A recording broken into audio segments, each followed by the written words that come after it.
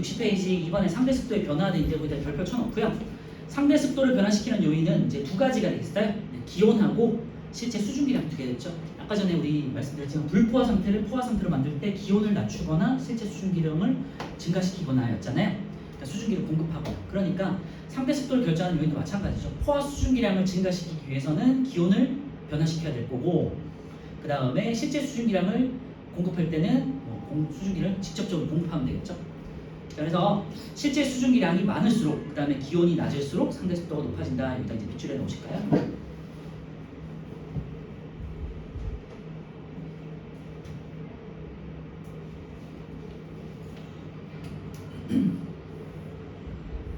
기온이 높아지면은 상대 습도는 이제 포화 수증기량이 커지기 때문에 같은 점에서도 A라는 지점이 있을 때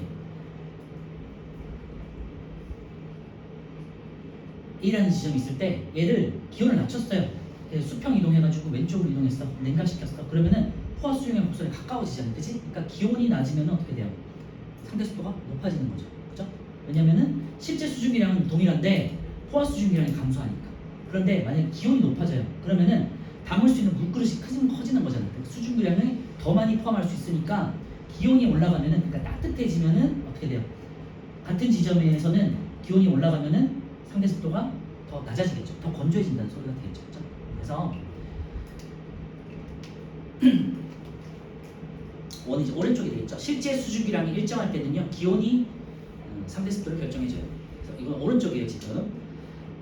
실제 수증기량은 일정한데 포화 수증기량이 증가하면요, 포화 수증기량이 증가한다는 거는 기온이 증가하면 포화 수증기량이 증가해요. 기온이 증가하면은 포화 수증기량이 이렇게 증가하잖아요. 그리고 상식적으로 공기가 이렇게 커졌어. 그러면은 담을 수 있는 수증기량도 더 비례해서 커지겠죠, 그죠? 비례적으로는 아니죠. 조금 점점 더 커지는 거니까. 그래서 물그릇이 커진다 이런 개념으로 생각하시면 될 것 같고요. 우리 그래프상에서는 좌우 수평 이동을 말하는 거예요. 지금 실제 수증기량이 일정할 때는 온도가 변하는 조건이기 때문에 좌우로 이동하는 걸 말하는 거예요. 그래서 1번 보시면요, 기온이 높아지면 포화 수증기량 곡선에서도 급수적으로 이렇게 증가하는 걸 볼 수 있죠. 그래서 기온이 높아지면 포화 수증기량이 증가한다. 그러니까 어떻게 돼요? 포화 수증기량이 증가하니까 분모값이 커지니까 상대 습도는 감소되는 거죠, 그죠?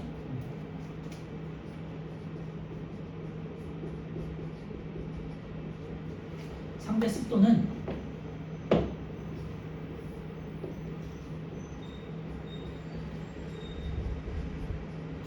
상대 습도라는 거는 포화 수증기량에는 반비례하는 값이고요. 그리고 실제 수증기량에는 비례하는 값이란 말이에요. 그러니까 기온이 높아지면은 포화 수증기량이 증가하니까 상대 습도는 감소하겠죠, 그죠? 그래서 수학적으로 생각할 수 있어요. 실제 수증기량이 증가하면은 상대 습도도 증가하겠죠, 그치? 그래서 이렇게 식을 하나 기억해 두시면은 어떤 상황에서도 잘 헷갈리지 않고 풀 수 있어요. 기온이 높아지면 포화 수증기량이 증가하는 조건이 되니까 상대 습도가 낮아지더라 되겠고요. 기온이 낮아지면요, 포화 수증기량이 감소하는 거니까 상대 습도는 오히려 높아지더라 되겠죠. 그리고 1번 옆에는요, 난방이라고 써놓으세요. 기온이 높다는 건요, 기온을 높이는 조건은 뭐예요? 난방이잖아. 우리가 평소에 난방을 시키면 어떻게 돼요? 건조해지잖아, 그치? 그래서 겨울에 되게 난방을 좀 세게 틀어놓으면 되게 목이 좀 따갑고 건조해지잖아요, 그죠? 그게 이제 따가운 게 건조해져서 그런 거죠. 그래서 상대 습도가 낮아지기 때문에 건조함을 느끼고요. 이 조건이 이제 난방이겠어요. 그럼 반대로 기온을 높이는 조건이 있었으니까 낮추는 조건은 상대 습도가 높아진다고 했었고요. 지금처럼 이제 냉방을 할 때죠. 실제로 냉방을 하면요, 차가운 기온이 이렇게 밖으로 이렇게 빠져나오면은 뜨거웠던 그 수증기들이 식으면서 이제 주변에 물방울이 맺히게 돼요. 이제 이게 극대화된 게 어디냐면 목욕탕이나 사우나죠. 그치? 거기서는 물방울들이 막 맺히잖아. 습도가 높아가지고. 그래서 상대 습도가 높은 거니까 습해지는 거죠. 이거는 냉방이에요. 그래서 오히려 여름에 곰팡이가 생각보다 많이 생기는 이유가 환기를 안 시키고 에어컨만 계속 키면요, 특정 지점에 이렇게 습한 지점이 많아지고 구석에는 습하기 때문에 여름에 오히려 곰팡이도 생기는 경우가 있어요. 그래서 1번 옆에는 난방 이렇게 써 놓으시고요, 2번은 냉방 이렇게 써 놓으시면 돼요. 이제 온도를 변화시키는 조건이었고요. 왼쪽에 그러면 기온이 일정할 때, 한 지점에서 기온이 일정할 때는요. 어떤 지점에 기온이 일정할 때 기온을 이렇게 올릴 수도 있겠죠. 기온이 일정할 때 수증기량을 공급할 수도 있겠죠. 이거는 A2-라고 할게요. 어떤 온도, 예를 들면 25도씨에서 기온이 일정할 때 실제 수증기가 많이 공급됐어요. 예를 들면 흐린 날 아니면 비 오는 날 되겠죠. 그런 경우는 구름이 막 몰려오면서 실제 수증기, 그 지점에 구름이 막 몰려오면서 실제 수증기가 증가하겠죠. 그죠? 그러면은 습함을 느끼겠지. 아무래도 따뜻한 햇빛이 비치는 날보다는 구름이 몰려와가지고 흐려지는 날이 조금 더 습해지겠지. 그치? 오늘 같은 날 굉장히 습하잖아요. 그래서 물그릇은 동일한데 기온이 동일하니까 포화 수증기량은 일정할 거 아니에요. 그러니까 포화 수증기량은 일정한데 실제 수증기량만 공급되는 경우예요. 그래서 1번 보시면요. 공기가 포함하고 있는 실제 수증기량이 증가하는 경우. 예를 들면 흐린 날이라든지 비 온 날인데 우리 주변에서는 뭐가 있냐면요. 가습기 이렇게 써놓을까요? 1번은 가습기가 뭐예요? 이렇게 우리가 건조할 때 이렇게 습도를 수증기를 공급해가지고 좀 약간 습하게 만들어주는 거잖아요. 그치? 건조한 날씨에 감기 좀 적게 걸리라고 가습기를 틀어주잖아요. 목 아프고 할 때. 그래서 1번은 가습기 조건이에요. 2번은요. 공기가 포함하고 있는 실제 수증기량을 감소시키는 거. 예를 들면 이거는 이제 그냥 맑은 날 되겠죠.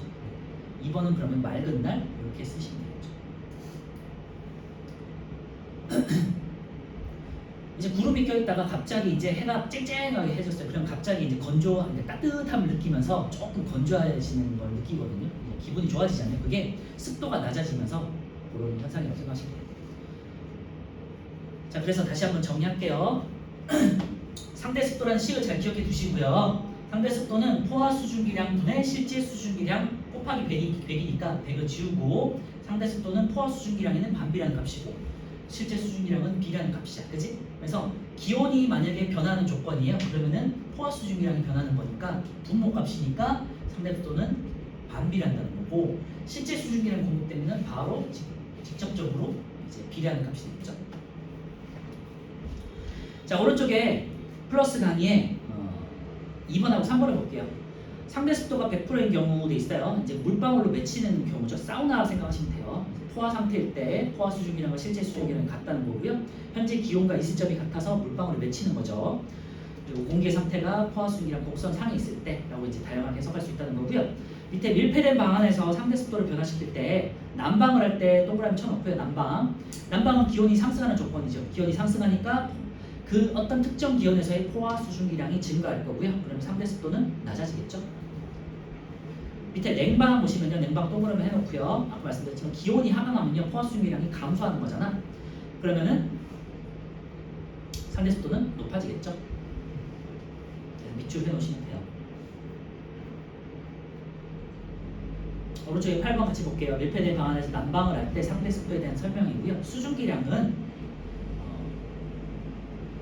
변화가 없죠. 네, 기온만 변하는 거니까 수증기량은 일정하고요. 포화 수증기량이 기온이 증가하니까 포화 수증기량도 증가해요. 그지? 물그릇이 커지는 거니까 상대 습도는 이제 낮아지겠죠. 그래서 머릿속에 이제 물그릇을 한번 잘 생각해 놓으세요. 물그릇이 커지는 조건인지 아니면 물그릇은 동일한데 실제로 물이 많아지는 건지라고 이렇게 머릿속에서 해놓으시면 조금 더 이해가 되실 거예요. 이게 기체는 눈에 보이지 않는 거기 때문에 좀 헷갈릴 수 있거든요. 그래서 2번 굉장히 중요하니까 상대 습도의 변화 잘 기억하시도록 하시고요. 이제 마지막으로 맑은 날 하루 동안의 기온과 상대 습도와 이슬점 변화인데요.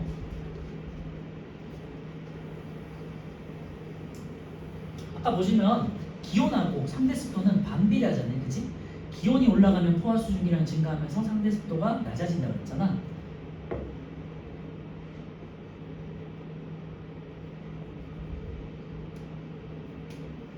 그래서 기온하고 상대 습도는 반비라는 값이에요.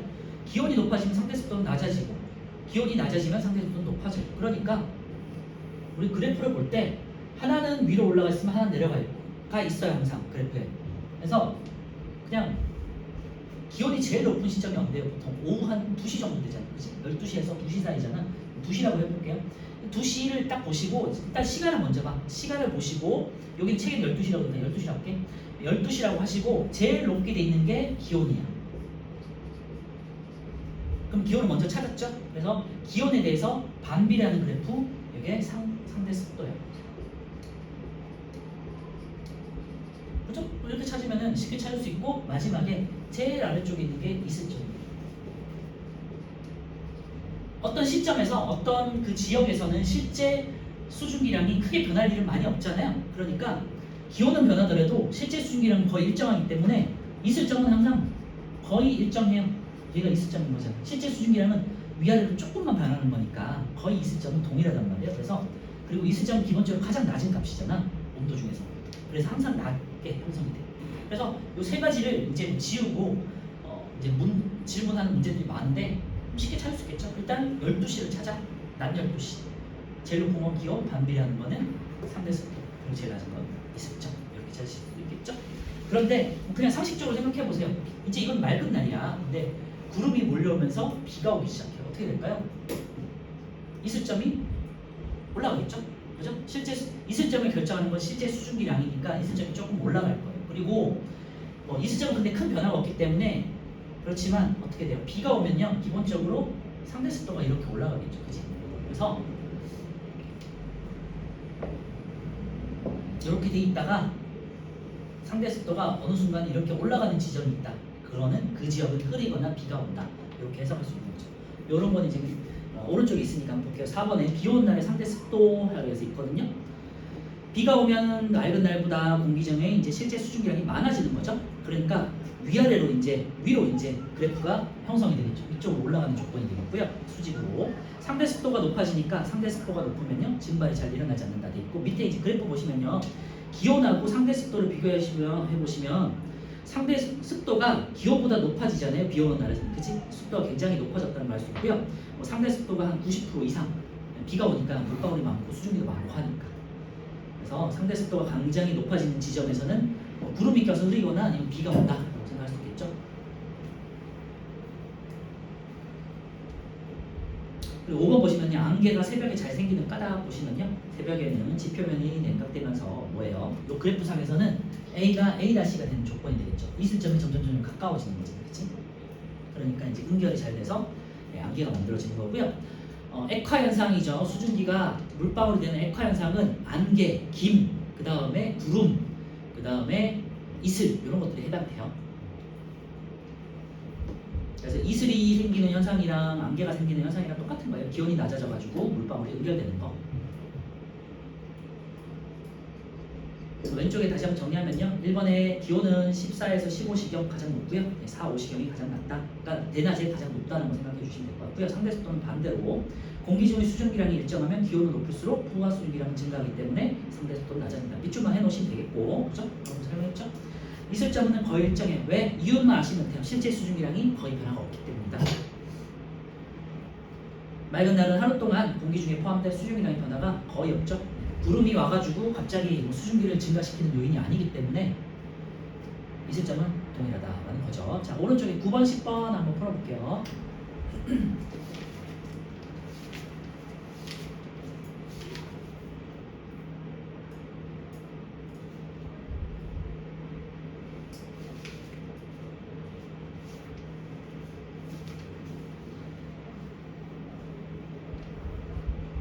쉽게 잘 수 있죠. 12시를 찾아요. 12시에서 주변에 가장 높은 게 B가 이제 기온이고요. A는 반대로 되는 상대 습도, C는 가장 낮은 이슬점. 그죠?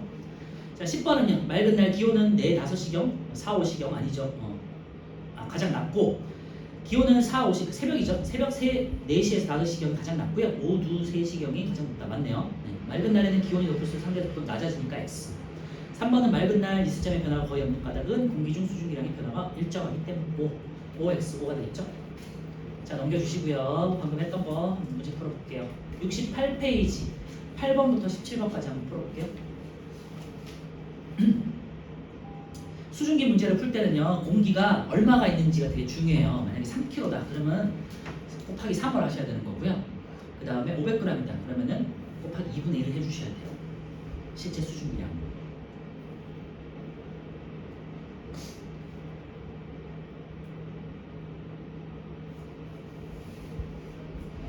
헷갈릴 거기 때문에 개념을 보시면서 문제를 꼼꼼하게 한번 풀어보세요.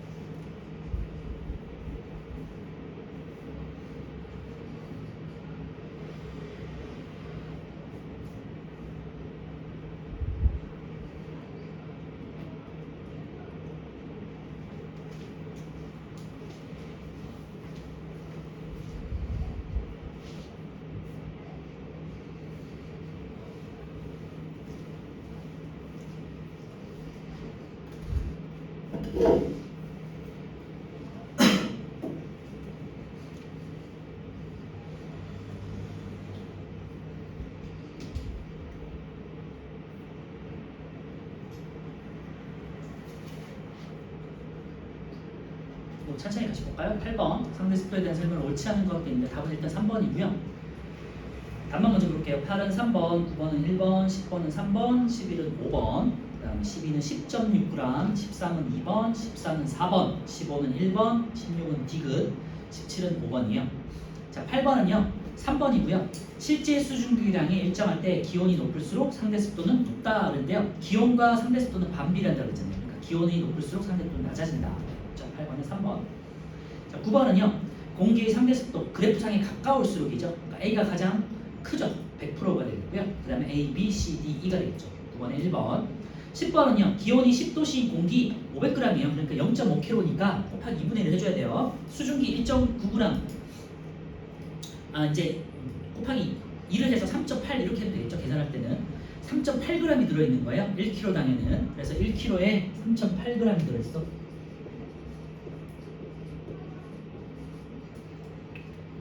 그리고 이 공기의 상대 습도는 몇 프로일까? 그런데 기온이 10도씨인 지점에서의 에서의 포화 수증기량은 A가 되겠고 7.6이죠. 그래서 7.6분의 3.8 곱하기 100 해주면 되겠죠. 그럼 2분의 1이니까 50%. 10번에 3번이고요. 다시 말씀드리지만 1.9를 계산하시면 안 되고 0.5kg에 1.9니까 1kg 환산한 값 3.8g으로 해주면 된다. 자, 11번 위 그림에 대한 설명은 옳은 것도 있는데요. A는 B보다 실제 수증기량이 많다 그랬는데 B가 더 많은 거고요. B는 C보다 포화 수증기량이 많다 그랬는데요. B와 C는 같은 온도니까 포화 수증기량이 동일하죠. 20도씨에서 C와 D는 이슬점이 같죠. C와 D는 실제 수증기량이 같으니까. 자, 다시 정리하면요. 포화 수증기량을 결정하는 것은 기온이고요. 기온이 높을수록 포화 수증기량이 높아진다. 두 번째, 이슬점을 결정하는 것은 실제 수증기량이에요. 그래서 실제 수증기량이 많을수록 이슬점도 높아진다. 그죠? 세 번째, 상대 습도는요. 기온이 결정하는데요. 기온하고 실제 수증기량 두 개가 결정하는데 기온이 높아질수록 포화 수증기량이 증가하니까 상대 습도는 낮아진다고 했었죠. 4번이요. 11번은 4번. D는 E보다 건조하다 그랬는데요. E가 더 멀리 있으니까 E가 더 건조한 거고요. 답은 5번. E의 온도를 낮추면 왼쪽으로 쭉 수평 이동하면요. 상대 습도는 높아지겠죠. 그래프에 가까워지니까. 11번은 5번. 12번은요. 기온이 20도씨이고 20도씨니까 포화 수증기량은 14.7이에요. 그리고 15도씨인 공기 1kg에 들어있는 수증기 양 그랬는데요.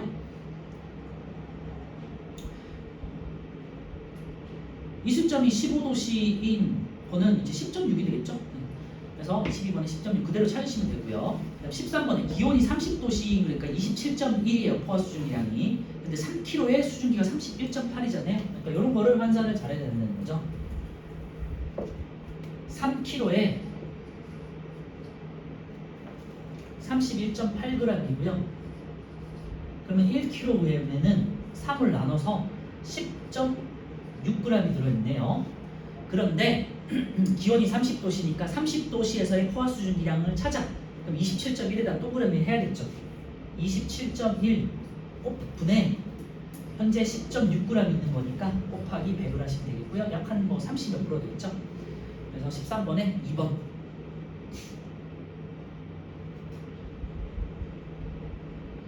14번은요. 기온이 25도씨예요. 그러니까 25도씨니까 20g을 또 동그라미 쳐야겠죠? 20g이고요. 현재 포화 수증기량이.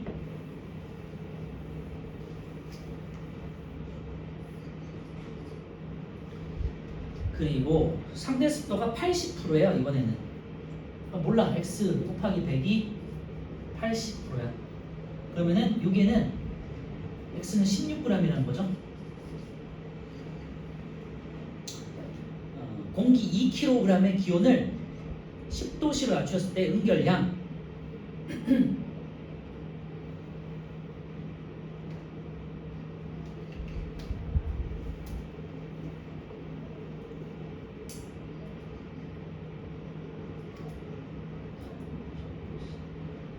10도씨로 낮추면은 지금 16g 있었는데 10도씨로 낮추면은 7.6이니까 16 빼기 7.6을 하신 다음에 이거 하면요 이게 8.4 정도 나오죠. 그리고 중요한 거는 이제 문제에서는 2kg라고 했잖아요. 2kg에다 동그라미 쳐놨어야 되죠. 그치? 그러면은 여기 1kg라는 기준이니까 8.4 곱하기 다시 공기 2kg를 하면 16.8이 나오겠죠. 네, 이런 게 이제 계산하기가 조금 헷갈리죠. 그래서 14번의 답은 그래서 4번이에요. 13번, 14번 같은 것들 연습 많이 해놓으셔야 되고요. 이런 거 보일 때마다 한번 풀어보세요. 그리고 뒤쪽에 우리 중단원 기출문제 같은 데 보시면 이런 거 많이 나와 있으니까 계산하는 거 꼭 풀어보셔야 돼요. 14번에 4번 15번은요 밀폐된 방안이니까 어쨌건 실제 수증기랑 동일한데 기온을 난로를 피웠어요. 그럼 기온이 높아지니까 포화 수증기량은 증가하고 상대 습도는 낮아진다. 그죠? 자, 포화 수증기량은 증가한다. 맞고요. 있을 점은 어떻게 돼요? 동일하죠. 실제 수증기량이 일정하니까. 상대 습도는요 낮아지죠. 15번의 기억 1번이죠. 처음에 보실 때 굉장히 어려운 단원이에요. 그래서 뭐 그냥 당연히 어려운 내용이니까 너무 괴로워하실 필요 없고요. 몇 번 보다 보면 좀 익숙해질 거예요. 16번 수증기량이 일정한 밀폐된 실내에서 냉방을 했을 때 이번에 기온을 낮추는 조건이네요. 기온을 낮추면은 포화 수증기량은 감소하니까 상대 습도는 높아진다고 그랬죠. 그래서 증가하는 거 상대 습도가 되겠고요. 기온은 뭐 당연히 냉방이니까 낮아지겠죠. 있을 점은 그대로고요.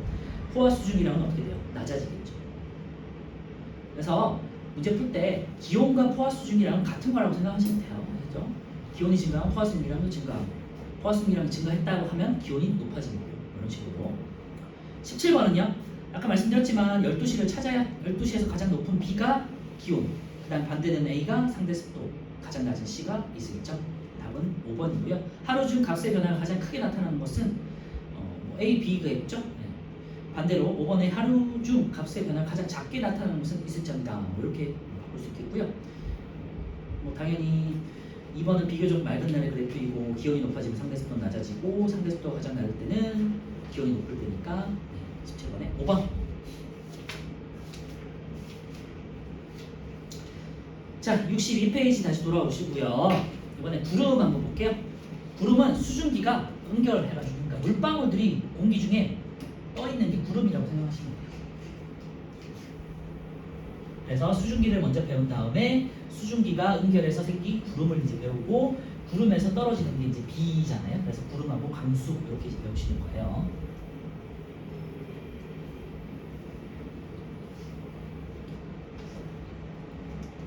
자, 일단은 구름이 생성되는 조건이 있는데요. 어떤 지표면에서 가열되거나 등등등 해서 일단 2번을 먼저 보세요. 공기가 상승해서 구름이 생성되는 경우가 있잖아요. 거기다가 딱 네 가지밖에 없어요. 공기가 상승하는 조건이 있어야 돼요. 구름이 형성되려면. 그래서 어떤 조건 때문에 공기가 상승하면서 수증기가 팽창하고 수지가 팽창하면서 기온이 떨어지고 기온이 떨어지면서 물방울에 응결해서 구름이 생성되는 거거든요. 그러니까 가장 첫 번째 선행 조건이 공기가 상승을 해야 돼요. 어떤 지점에서 공기가 이렇게 상승하는 지점이 있어야 돼요. 이게 항상 네 가지거든요. 가장 쉬운 게 지표면이 가열되면은 공기가 가열되면은 부피가 팽창하면서 밀도가 작아지니까 가벼워져요. 그래서 상승을 해요. 뜨거운 공기는 위로, 차가운 공기는 하강. 이게 우리 대류였잖아요, 그치? 그래서 일단은 가열 조건이 있어요. 지표면이 어떤 특정 지형이 되게 가열돼요. 그래서 구름이 많이 생기고 비가 많이 오는 때가 보통 우리나라 기준으로 여름이 비가 많이 오잖아요. 구름도 많이 생기고 그죠? 그게 어떤 지점이 가열될 때. 두 번째는요, 산을 만났을 때. 구름이 산을 통과할 수는 없잖아요. 그러니까 자연스럽게 이렇게 타고 올라가야 되잖아요. 그치? 세 번째, 요거는 우리 다음 시간에 배울 건데요. 성질이 다른 두 공기가 만났을 때, 요거를 이제 전선이라고 하는데 미리 한번 전선이라고 써놓을게요. 세 번째는 전선에 대한 내용이에요. 그래서 차가운 공기와 따뜻한 공기가 기단의 성질이니까 이건 기단이라고 하는데 차가운 공기, 따뜻한 공기가 만나면 차가운 공기는 무겁죠. 따뜻한 공기는 가볍잖아. 그래서 여기 만약에 따뜻한 공기가 있고 차가운 공기가 있어요. 차가운 공기가 좀 더 빠르거든요. 그래서 이렇게 와가지고 얘를 파고들어. 그럼 따뜻한 공기는 위로 올라가고 차가운 공기 밑으로 내려가겠죠. 그리고 이런 경우도 있고요. 그 다음에 여기 차가운 공기가 있고 이제 따뜻한 공기가 이렇게 차가운 공기가 있었는데 차가운 지역이 있었는데 이렇게 따뜻한 공기가 이렇게 천천히 다가왔어요. 그러면 따뜻한 공기는 위로 타고 이렇게 올라가잖아요. 그치? 그래서 차가운 공기는 아래쪽에 있고 따뜻한 공기는 위로 올라가면서 이제 구름이 형성이 되는 거예요. 이걸 이제 전선이라고 하고요. 따뜻한 공기와 찬 공기가 만났을 때 따뜻한 공기가 상승한다. 그 다음에 이제 네 번째 저기압이에요. 저기압. 이것도 뒤에 가서 뭐 오늘 하겠죠? 바로 뒷단은에 기압할 때 이제 배울 거예요. 그래서 기압이 낮은 곳으로 공기가 모이면 공기가 상승한다 되는데요. 이번에 조금 같은 내용이에요. 가열돼서 상승하면은 기압이 낮아지고 기압이 낮은 곳에서는 공기가 올라가고 같은 내용이거든요. 어차피 뒤에 가시면. 그래서 저기압에서는 공기가 이렇게 몰려들어요. 공기는 양적인 거기 때문에 많은 곳에서 적은 곳으로 이렇게 흘러다니거든요. 그래서 바람이 부는 거예요. 바람이 분다는 거는 저쪽에서 공기가 많아서 공기가 적은 내 쪽으로 이렇게 바람이 부는 현상이에요. 그래서 공기가 많은 거를 고기압, 공기가 적은 거를 저기압이라고 하거든요. 그래서 공기가 적은 쪽으로 주변 고기압에서 저기압 쪽으로 이렇게 공기가 몰려드는 건데 이 저기압이 생기는 이유도요. 위로 공기가 상승했기 때문에 여기가 뻥 뚫렸잖아. 그러니까 여기 많은 쪽에서 적은 쪽으로 이렇게 이제 몰려와서 같은 거예요. 그러니까 상승하거나 저기압일 때 같은 조건이죠. 그치? 그래서 이 네 가지 가열되는 조건, 산을 만났을 때 아니면은 전선을 형성했을 때 저기압. 산을 만났을 때 비가 내리는 건요. 보통 언제 우리가 알 수 있냐면 우리 강원도에 가보시면요. 강원도에 이렇게 뭐 설악산, 영동이라고 해가지고 영동 지역과 영서 지역으로 이렇게 나눠지잖아요. 이렇게 있을 때 여기가 강릉이라면 여기 산이 있잖아요. 이렇게 큰 산이 있고 설악산도 있고 뭐 오대산도 있고 이렇게 산맥이 있잖아. 여기를 영동 지역이라고 해요. 그리고 이쪽에 영서 지역이에요. 춘천이나 뭐 원주 이런 데 있잖아요. 놀러 많이 가보신 친구들 알 거야. 춘천이나 뭐 원주 이쪽을 지나서 쭉 가다 보면 이제 제일 끝에 바닷가 쪽에 강릉이나 속초, 뭐 동해 이런 데가 나오잖아요. 중간에 큰 산이 있잖아요. 우리나라는 그지? 네. 그래서 이 산에 막 가로막혀서 영서 지역에는 비가 막 엄청 오는데 여기는 굉장히 맑은 같은 강원도지만 네. 그런 현상이 대표적으로 산을 만났을 때 구름이 생성되고 구름에서 비가 내리는 바로 생각하시면 돼요. 그래서 같은 강원도라도 이렇게 산을 만나면은 산이 있는 지역에서는 굉장히 날씨가 달라진다. 그래서 가열 조건, 산, 그 다음에 전선, 저기압 이런 조건이 있는데요. 그래서 어쨌건 이 네 가지 조건 때문에 공기가 상승을 해요.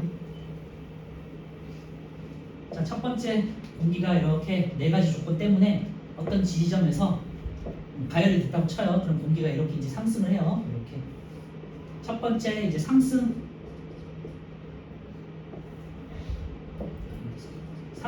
공기가 상승해요. 두 번째 공기가 팽창해요. 왜냐면요 아래 지역에서는 밀도가 굉장히 높기 때문에 공기들이 막 빼곡하잖아요. 그러니까 팽창할 수가 없어 공기들이, 그치?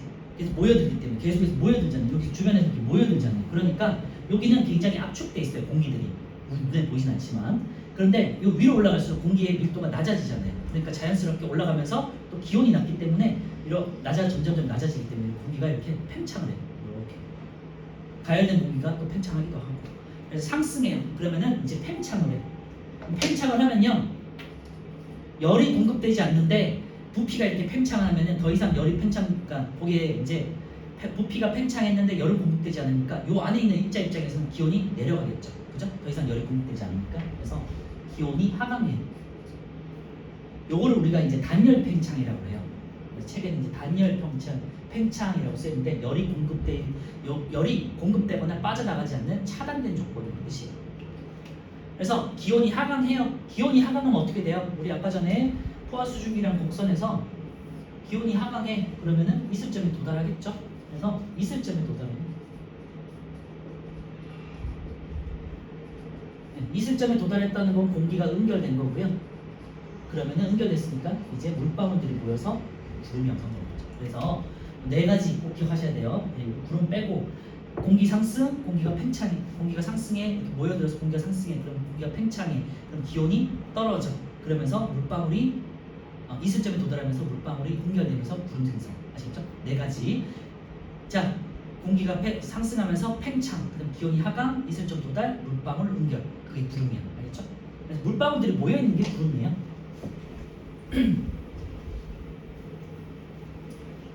자, 기온 어떤 어떤 지역에서 공기가 모여들거나 가열돼서 상승했어요. 공기가 팽창했어요. 기온이 떨어져요. 기온이 떨어지면 이슬점에 도달해요. 물방울이 연결됐다. 구름. 아시겠죠? 다시 구름이 상승했어요. 기온이 팽창해. 그 다음에 기온이 내려가. 그 다음에 이슬점 도달해. 그 다음에 응결했어. 이게 구름.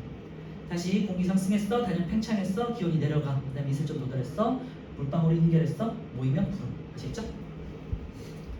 그래서 구름의 생성 과정에 별표 쳐넣고요. 이거 굉장히 중요하고 수행에서도 많이 나오고 설명하는 것들이기 때문에 굉장히 수행에서도 많이 다루시고 문제에서도 많이 다루시는 내용이에요. 제일 아래쪽부터 보시면요. 공기가 상승해요. 어떤 네 가지 조건 때문에. 그래서 높이 올라갈수록 주변 공기 압력이 낮아지니까 공기 밀도가 낮다는 소리예요. 희박하잖아. 공기 덩어리가 이제 점점점 팽창하면 하겠죠. 부피 팽창 이렇게 밑줄 해놓으시면 될 것 같고요.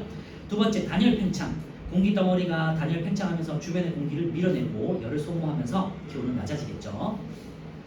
기온 하강 그리고 이슬점 도달.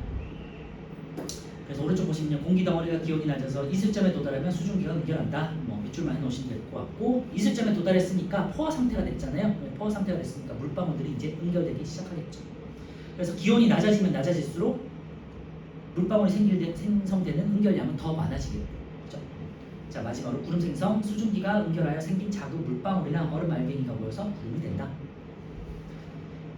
오른쪽에 이제 단열에 대한 변화에 대한 내용들이 있어요. 이제 심화된 내용이 있으니까 한번 보시면요. 단열이라는 조건은요, 외부에서 열 출입이 없는 상태를 말하는 거예요.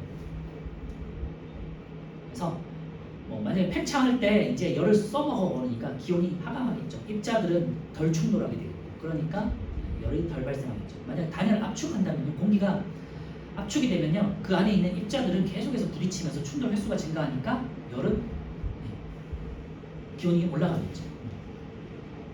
그래서 보통 이제 우리 날씨에서는 단열 팽창하는 조건은 구름이 생성되는 거고요. 단열 압축은요, 맑은 날씨를 말하는 경우가 많아요. 그래서 상승하는 공기는 부피가 증가하면서 기온 하강. 기온 하강에다 동그라미 치면 될 것 같고요.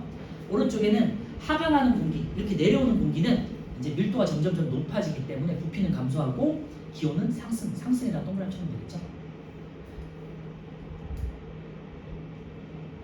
네, 2번 다시 한번 보시면요. 공기가 상승해서 구름이 생성되는 경우 딱 4가지밖에 없어요. 그래서 문제에서도 딱 오지선다니까 4개 플러스 다른 조건 하나 나오겠지. 지표면 일부가 가열될 때 가열에다 동그라미 치면 되겠고요. 뜨거워진 공기는 가볍다. 그래서 밑에 보시면 가벼워진 공기는 상승한다. 두 번째, 산을 만났어요. 산에다가 동그라미 치면 되겠고요. 산 사면을 따라서 공기가 상승하겠죠. 세 번째, 따뜻한 공기와 찬 공기가 만났어요. 네, 밑줄만 해놓으시면 될 것 같고요. 따뜻한 공기가 상승. 그다음 네 번째, 기압이 낮은 곳. 이게 저기압 위에 쓰여있죠. 저기압에다 동그라미. 그래서 공기가 모여들기 때문에 공기가 모여드는데 이 안쪽에 있는 공기는 갈 데가 없잖아요. 그러니까 위로 이제 상승을 하겠죠. 자, 오른쪽에 우리 11번, 12번, 13번까지 한번 풀어볼게요.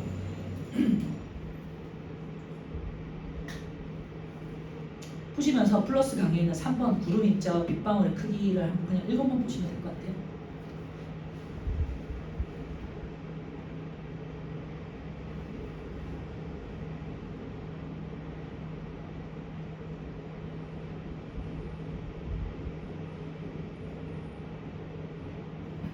그럼 구름의 물방울을 열었잖아요. 근데 물방울인데 왜 안 떨어질까인데요. 아까 전에 그 플러스 강의 3번 그 그림을 보시면 돼요. 빗방울의 지름은 2mm인데 2mm도 굉장히 작죠. 근데 네, 안개를 보시면요. 지름이 0.2예요. 작은 물방울 입자들이 모여 생긴 게 이제 안개라고 말씀드렸었는데 안개도 이렇게 막 떨어지거나 하는 건 아니고 떠 있잖아요. 그런데 구름을 보시면요. 구름 입자의 지름은 0.02mm예요. 그러니까 빗방울의 100분의 1이죠. 굉장히 작단 말이에요. 그러니까 너무 가벼워서 공기 중에 떠 있을 수 있는 거예요. 그렇죠? 근데 이런 것들이 이제 합쳐지면서 물방울이니까 합쳐질 수 있겠죠. 서로 간에. 물은 응집력이 되게 좋거든요. 서로 간에 이제 붙으려는 경향이 있어. 그래서 물방울끼리 합쳐지면서 이제 점점 커져요. 그래서 내리는 게 비예요.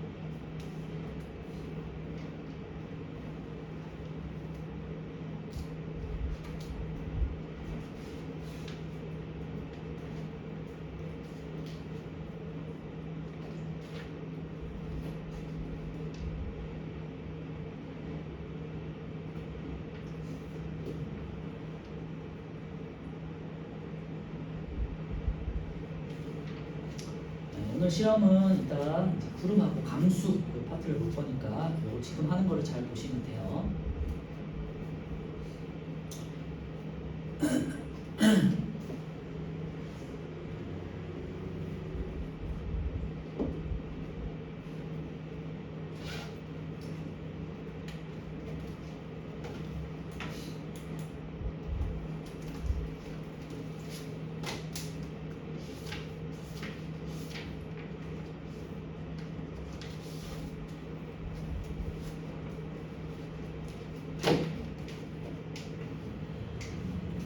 자, 11번 볼게요. 11번 공기가 상승했어요. 단열 팽창한다 그랬죠? 공기가 상승했어, 팽창했어. 그 다음에 기온은 하강해요. 그다음에 이슬점에 도달하니까 수증기는 응결해요.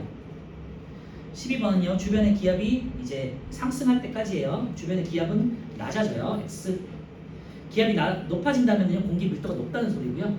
기압이 낮아진다면 공기 밀도가 낮다는 소리예요. 공기 부피가 팽창하죠. O. 공기 기온은 낮아진다고 했죠. O. 포화 수증기는 기온이 낮아지니까 포화 수증기랑도 감소해요. 그죠? 기온하고 포화 수증기랑 같은 거야. 공기의 상대 습도는 이제 기온이 낮아졌으니까 상대 습도는 높아지겠죠. 상대 습도가 높아지니까 이제 물방울들이 생성되는 거예요. X. 이슬점에 도달하면 수증기가 응결하면서 구름 생성. O.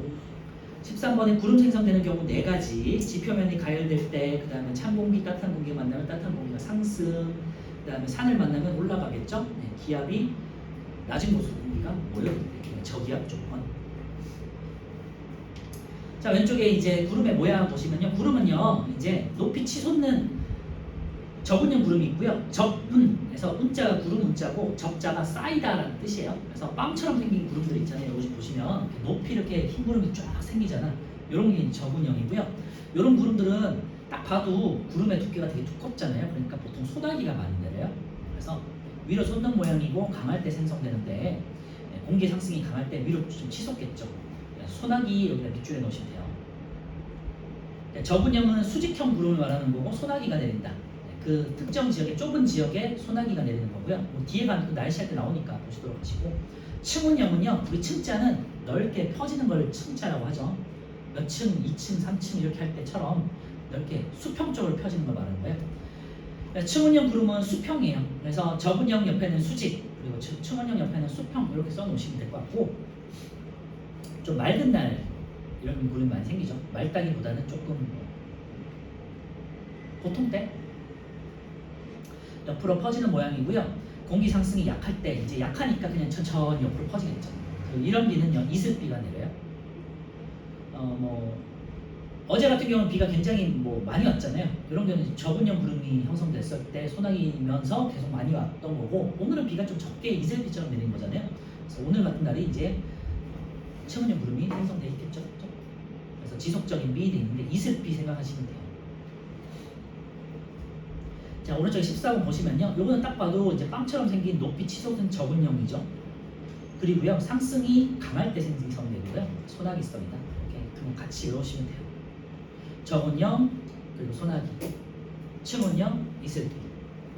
자, 강수 볼게요. 이제 강수는요, 크게 2가지로 나눠요. 강수 이론에서는 병합설하고 빙정설로 나눠지는데요. 병합은요, 병합 뭐예요? 합쳐지다는 뜻이에요. 물방울이 합쳐지는 거는 왼쪽에 있는 병합설. 병합설에 동그라미 해놓으시고요.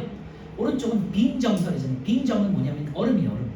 얼음이 형성되는 거는 이제 추운 지역이겠죠.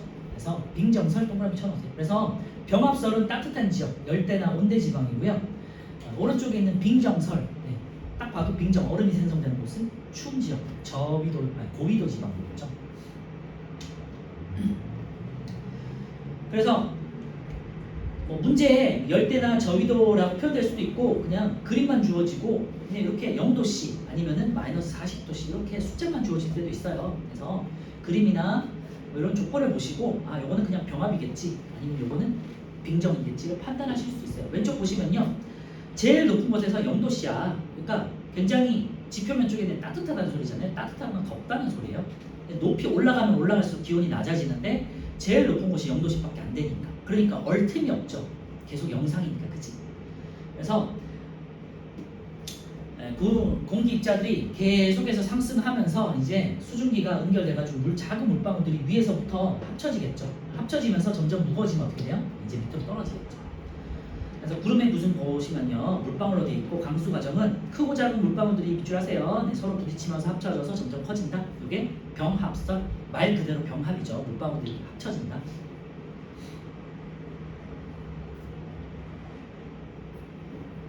그래서 무거워지면 이제 떨어지는 게 비가 되겠어요. 물방울과 물방울이 만나서 비가 된다. 그래서 물방울들이 계속 합쳐지는 거예요. 예를 들면 그렇게 생각하면 되죠. 이제 우리가 눈 같은 걸 굴리면은 점점 이게 동그라미가 점점 커지잖아요. 그지? 구가 점점 커지는데 그런 것처럼 생각하시면 돼요. 물방울과 물방울이 합쳐져서 커지는 경우가 병합설이고요. 열대지방이나 저희도지방 아니면 우리나라로 치면 우리나라 같은 경우는 한여름이 되겠죠. 자, 오른쪽은요 빙정설, 얼음이 생성되는 거고요. 가운데가 0도씨고 점점점 올라갈수록 마이너스 40도씨, 영하 40도씨니까 굉장히 춥잖아요, 그지? 그러니까 바로 수증기들이 얼어버리는 거예요. 그래서 물방울들이 아래쪽에서 이렇게 이제 점점 이렇게 상승을 하면서 수증기가 상승하면서 물방울이 됐죠. 그런데 0도씨 지나면요 영하기 때문에 이제는 수증기들이 물방울에 달라붙어요. 얼어가지고, 그지? 그래서 이제 상태 변화로 치면 승화가 일어나는 거죠. 수증기가 얼음으로 되는 승화 현상이 되면서 물방울에 달라붙어. 그러면서 이제 얼음이 형성되는 거죠. 그래서 이번에는 얼음이 점점 커지는 거예요. 그러다가 무거우니까 이제 떨어지겠죠. 그런데 만약에 좀 기온이 영상이야. 그러면은 비가 내리는 거고요. 겨울에도 비가 내리잖아요. 그치? 겨울비. 그래서 기온이 영상일 때는 이제 비가 내리는 거고요. 영하로 떨어져 있을 때는 눈이 오는 거죠.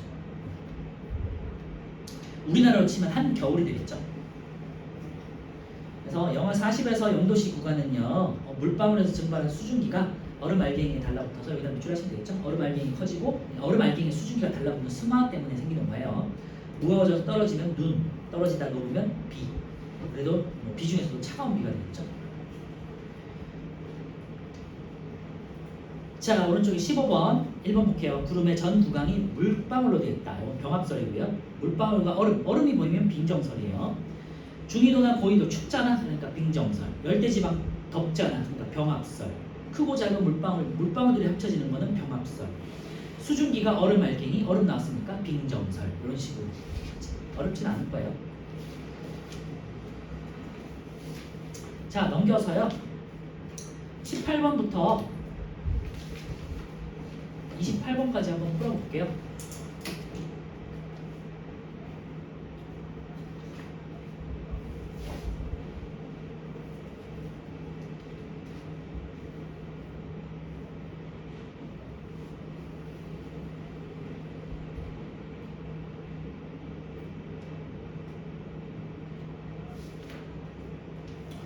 수증기 상대습도는 상대적으로 뭐 계산하는 것도 있고 조금 뭐 그래프 해석하는 것도 어렵고 하지만 구름이나 강수는 뭐 그냥 외우시는 것들이라 어렵진 않을 거예요, 그죠?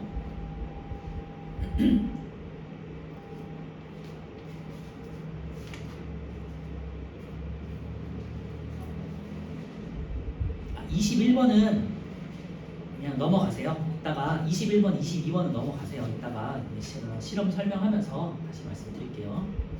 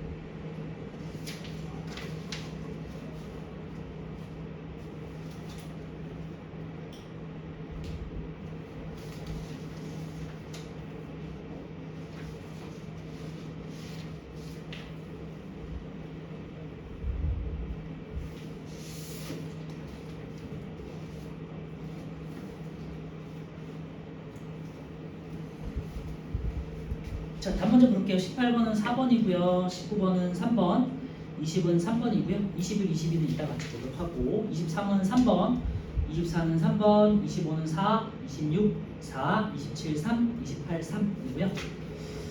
뭐 몇 개 볼게요. 네, 18번은 넘어가도 될 것 같고요. 19번만 보시면 옳지 않은 건데 3번 상승하는 공기는 가 높이에서 포화 상태가 된다 그랬는데요. 계속해서 이제 포화는 아니죠. 포화가 되면은 물방울이 계속해서 비가 내리는데 계속해서 상승하면서 아직은 올라가고 있잖아요, 그죠? 그래서 물방울이 커질 때까지 비가 내리기 전까지는 계속해서 이제 저거 19번에 3번이고요. 그다음에 20번 같은 경우는 자, 구름은 가나다순인데 인데요. 공기가 상승했어, 달면 팽창했어, 기온이 하강했어, 이슬적 도달의 응결 시작이니까 나가 되겠죠. 가에서 공기의 기온은 이제 낮아지겠고요. 나에서 공기의 상대 습도는 기온이 낮아지니까 상대 습도는 높아지겠죠. 20번에 3번이고요. 21번, 22 넘어가고 그다음에 23번은요. 구름이 생성되는 경우 돼 있는데요. 네 가지 딱 정해져 있었잖아요. 가열되거나 그다음에 공기가 산을 만나거나 그다음 세 번째 따뜻한 공기가 찬 공기를 타고 오를 때 그다음에 저기압 조건 네 가지였죠. 답은 3번이고요. 24에 가는 적은형, 나는 춤은형 찾을 수 있죠. 24, 3번이고 25부터는 뭐 다 아실 것 같고 질문 있나요? 네, 없으면 우리 10분 쉬었다가 그 다음에 구름 발생 원리 실험을 좀 볼게요.